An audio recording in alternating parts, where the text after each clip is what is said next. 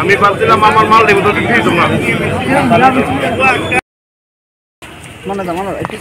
তারপর পার্টির পতাকা উত্তোলন করবেন আমাদের পার্টির রাষ্ট্রীয় সম্পাদক কংগ্রেস জিতেন্দ্র চৌধুরী।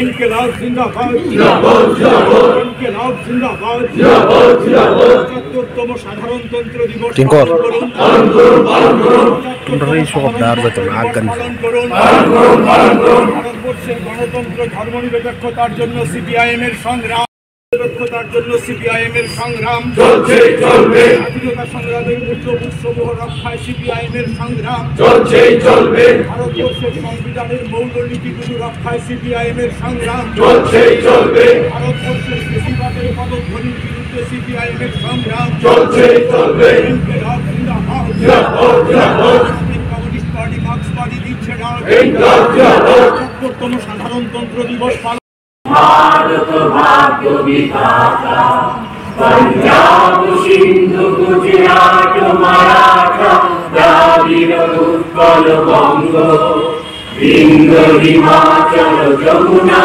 गंगा उज्जवल जल वितरंग तब शुभ नामे जागे तब जय गाथा जनगण मंगलदायक जय हे भारत भाग्य विधाता जय हे जय हे जय हे जय जय जय जय हे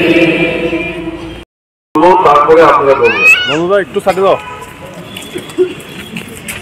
আমরা ভারতের জনগণ ভারতকে একটি সার্বভৌম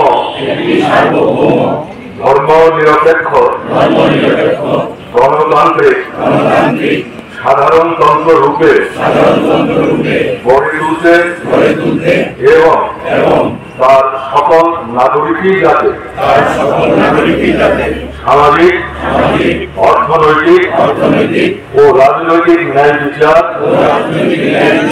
চিন্তা মত প্রকাশ বিশ্বাস ধর্ম এবং উপাসনার স্বাধীনতা 49 সালে 26শে নভেম্বর ভারতের জনগণ ভারতকে একটি সার্বভৌম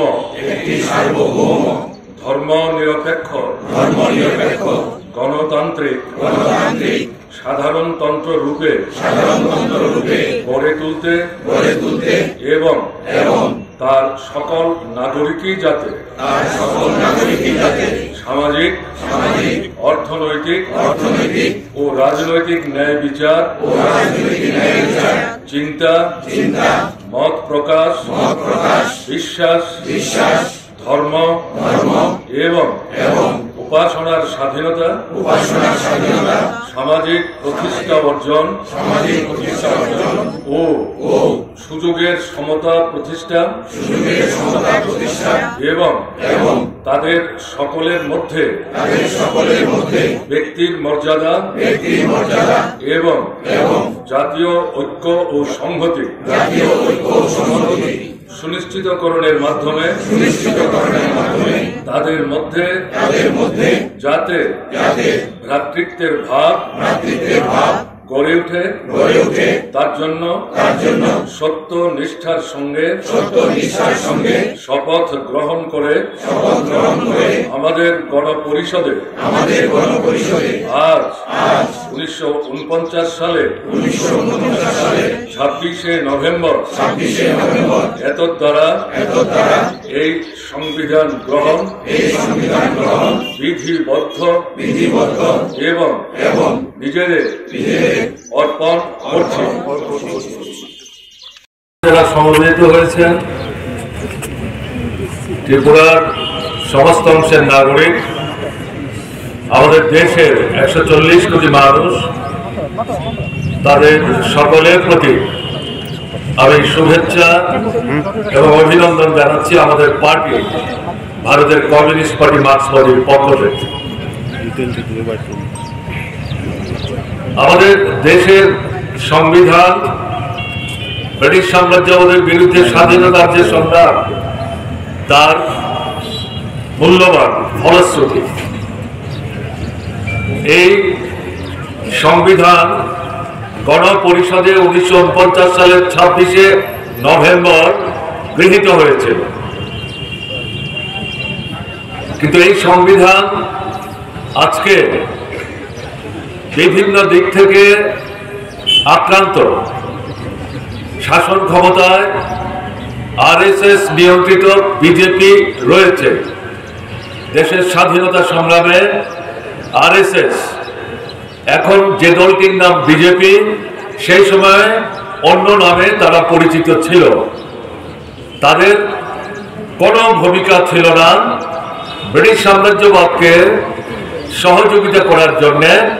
চাটুকারিতা করেছে, স্বাধীনতার সংগ্রামের পিঠে ছুরি মেরেছে। স্বাধীনতা অর্জনের পর সংবিধান তৈরির প্রশ্নে যে গণপরিষদ তৈরি হয়েছে, সেই গণপরিষদে ভারতবর্ষের সমস্ত রাজনৈতিক দলের নেতৃত্ব, বিশেষ ব্যক্তিত্ব স্বাধীনতা সংগ্রামে অংশগ্রহণ করেছেন।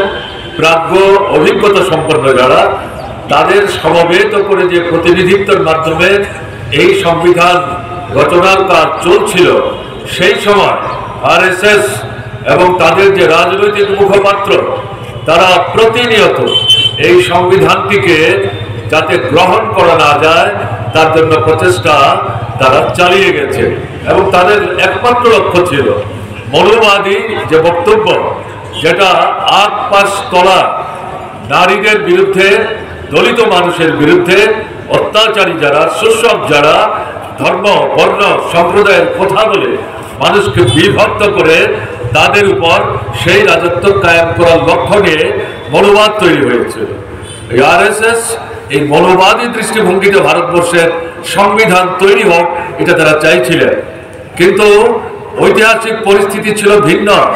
আরএসএস এবং তাদের সেনারা সেই সময় বিচ্ছিন্ন হয়েছিল। তাদের যে দুঃস্বপ্ন সেদিন তারা বাস্তবায়িত করতে পারেনি। আমাদের দেশের জনগণের বিভ্রান্তির সুযোগ নিয়ে আরএসএস নিয়ন্ত্রিত বিজেপি আজকে রাষ্ট্র ক্ষমতায় অধিষ্ঠিত।